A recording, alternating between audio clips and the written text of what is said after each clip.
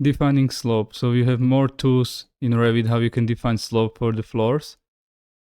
One of them is here, the slope arrow. You would just sketch the slope arrow and you can define the slope by height at tail and height at head.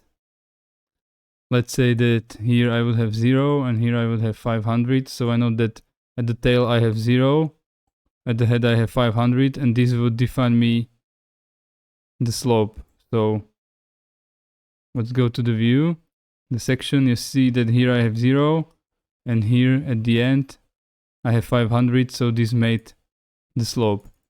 The another possibility is to change it from the height at tail to slope directly, and here I could just write my slope. And let's say that I wouldn't want it in percentage but in degrees. I would need to go to manage, project units, and here under the slope I can change percentage to degrees or whatever ratio I want. Usually we are using percentage, so I would have it on %. Now if I will just close it, you can see that I have a slope of 10%. The good thing about this is that then you have a parameter here, so I don't have to go again in the edit boundary and in the sketch mode and do it like all through the slope arrow, but I could just write it here, 5, and it would change. You can even make it negative, so it would go into other direction.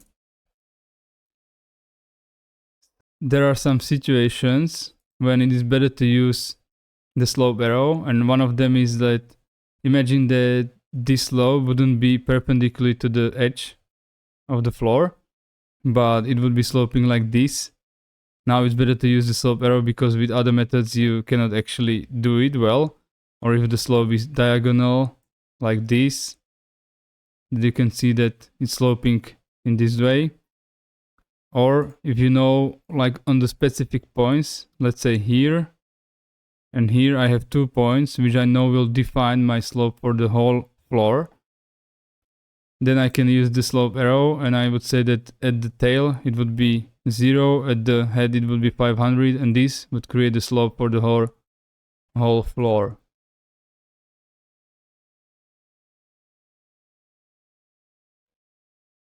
The next tool is to define slope directly by the boundary lines, which is the property of the boundary line.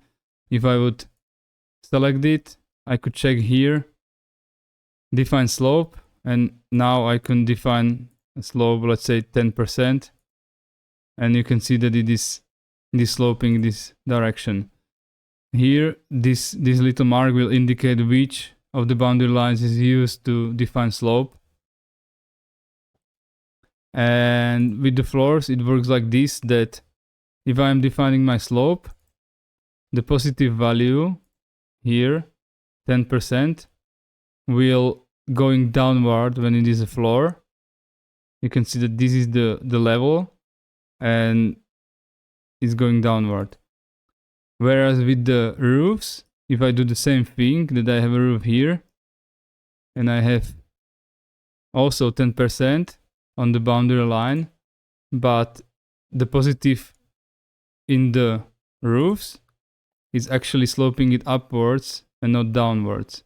So if I would like to define the same slope, the same direction of the slope, I would need to put here the negative number, and then I would have it same as in the floors.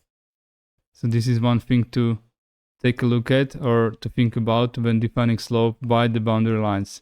If I'm defining a slope by slope arrow, I don't have to worry about this because the sloping direction will be directed by the slope arrow direction. Then the last of the tools which are here represented are using boundary lines, which is called parallel sketch lines, and it works like this: that you can select 2 parallel sketch lines, say that it defines constant height. And then you can say that this one will be at the height 0, and this one will be at the height, let's say 500, and you can see that it would create a slope.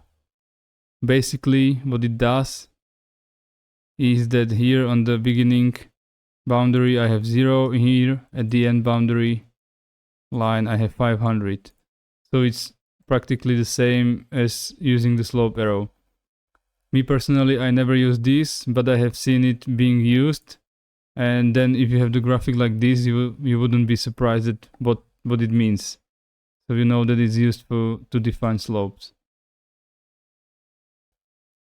And then there is one thing, that floors can have slope only in one direction. So let's say that I would like to make a floor which would be double sloping like this, like a roof. And if I would try to do it with the slope arrow, you can see that I cannot actually draw another slope arrow. And if I want to do it with the boundary lines, I can do it. It looks like I can, but if I try to finish it, I would get an error. So what does this mean is that you have to actually model separate floors for every slope, or we would have to use shape editor to be able to do this.